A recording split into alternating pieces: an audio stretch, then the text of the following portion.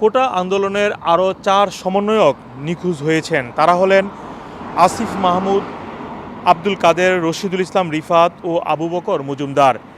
এই দাবি করেছেন অন্য 2 সমন্বয়ক।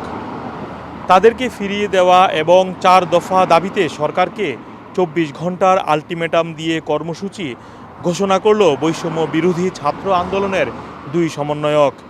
সোমবার রাতে ঢাকার গণস্বাস্থ্য নগর হাসপাতালের সামনে আয়োজিত এক ব্রিফিংয়ের মাধ্যমে এই 4 দাবি উত্থাপন করা হয়। যেই 2 সমন্বয়ক এই ব্রিফিং করেছেন তারা হলেন আব্দুল হান্নান মাসুদ ও মাহিন সরকার। তারা যে দাবি তুলে ধরেছেন তা হলো বৈষম্য বিরোধী আন্দোলনের সাথে জড়িত যে কোনো প্রান্তের আন্দোলনকারীদের হয়রানি বন্ধ করতে হবে, নিখোঁজ হওয়া 4 সমন্বয়ককে ফিরিয়ে দিতে হবে এবং তাদেরকে কেন নিখোঁজ করা হয়েছে বা গুম করা হয়েছে তা মিডিয়ার কাছে ব্যাখ্যা দিতে হবে। এছাড়াও গণহত্যার সাথে জড়িত মন্ত্রণালয়ের মন্ত্রী ও সংশ্লিষ্ট কর্মকর্তাদের অব্যাহতি দিয়ে বিচার বিভাগীয় তদন্তের মাধ্যমে শাস্তির আওতায় নিয়ে আসতে হবে।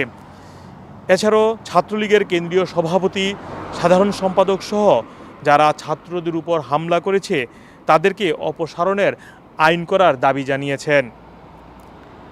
যদি সরকার 24 ঘন্টার মধ্যে এই দাবি পূরণ না করেন তাহলে বুধবার সকাল 10টা থেকে 11টা পর্যন্ত মুখে কালো পতাকা বেঁধে যে যার অবস্থান থেকে সারা দেশে এই কর্মসূচি পালন করা হবে বলে জানিয়েছেন এই 2 সমন্বয়ক।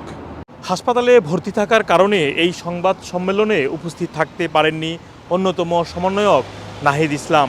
এছাড়াও সার্জিস আলম ও হাসনাত আবদুল্লাহর এই সংবাদ সম্মেলনে উপস্থিত থাকার কথা থাকলেও তারা আসতে পারেননি বলে জানিয়েছেন 2 সমন্বয়ক।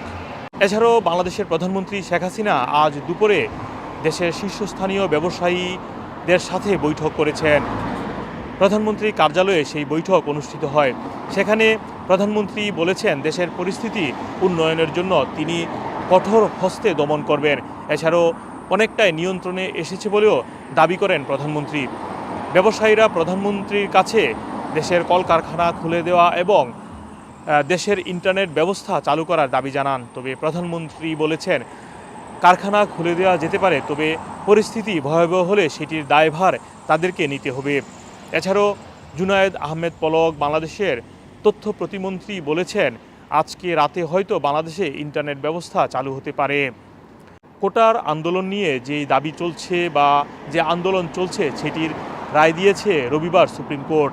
আপনারা জানেন 93% সরকারি চাকুরিতে মেধার ভিত্তিতে নিয়োগ দিবে, 5% নিয়োগ দেওয়া হবে মুক্তিযোদ্ধা ও তার পরিবার থেকে।